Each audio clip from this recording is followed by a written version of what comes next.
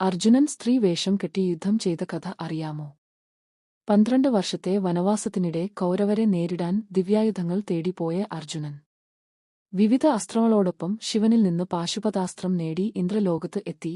അവിടെ അപ്സരസുന്ദരിയായ ഉർവശിയുടെ നൃത്തം നടക്കുമ്പോൾ ഉർവശിയെ തന്നെ ഉറ്റുനോക്കി.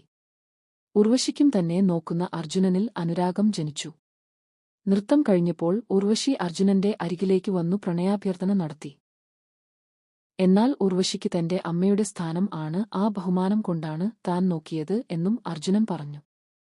ഈ വാക്കുകൾ ഉർവശിയെ ചൊടിപ്പിച്ചു. മോഹിച്ചു വന്ന തന്നെ ഒരു പുരുഷൻ ചേരുന്ന രീതിയിൽ സ്വീകരിക്കാത്ത അർജുന, പുരുഷത്വമില്ലാത്തവനായി നീ സ്ത്രീകളുടെ ഇടയിൽ നൃത്തം ചെയ്ത് ജീവിക്കാൻ ഇടവരട്ടെ എന്ന് ഉർവശി ശപിച്ചു. ശാപം കേട്ട് ദുഃഖിതനായ അർജുനനെ അദ്ദേഹത്തിന്റെ പിതാവായ ഇന്ദ്രൻ ആശ്വസിപ്പിച്ചു. 12 വർഷത്തെ വനവാസത്തിനുശേഷം ആരും തിരിച്ചറിയാതെ ഒരു വർഷം ജീവിക്കുക എന്നതായിരുന്നു ഏറ്റവും വലിയ വെല്ലുവിളി. ഈ നിർണായക സമയത്ത് ആരും തിരിച്ചറിയാതിരിക്കാൻ അർജുനൻ ഉർവശിയുടെ ശാപത്തെക്കുറിച്ച് ഓർക്കുകയും അത് തനിക്കുള്ള ഒരു മറയായി ഉപയോഗിക്കാൻ തീരുമാനിക്കുകയും ചെയ്തു. അങ്ങനെ അദ്ദേഹം സ്വയം ബൃഹന്നള എന്ന പേർ സ്വീകരിച്ചു. തുടർന്ന് അവിടുത്തെ രാജകുമാരിമാർക്ക് നൃത്തവും സംഗീതവും പഠിപ്പിക്കുന്ന ഒരു നർത്തകനായി അദ്ദേഹം ജീവിച്ചു പോന്നു. അജ്ഞാതവാസം അവസാനിക്കാറായപ്പോൾ കൗരവർ പാണ്ഡവരെ കണ്ടെത്താനായി അദ്ദേഹം താമസിച്ചിരുന്ന രാജ്യത്തെ ആക്രമിച്ചു.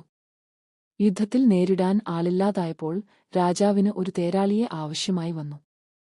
ആ സമയം ബൃഹന്നള തേരാളിയാകാമെന്ന് സ്വയം മുന്നോട്ടു വന്നു. യുദ്ധക്കളത്തിൽ എത്തിയപ്പോൾ ബൃഹന്നള തന്റെ യഥാർത്ഥ രൂപം വെളിപ്പെടുത്തി.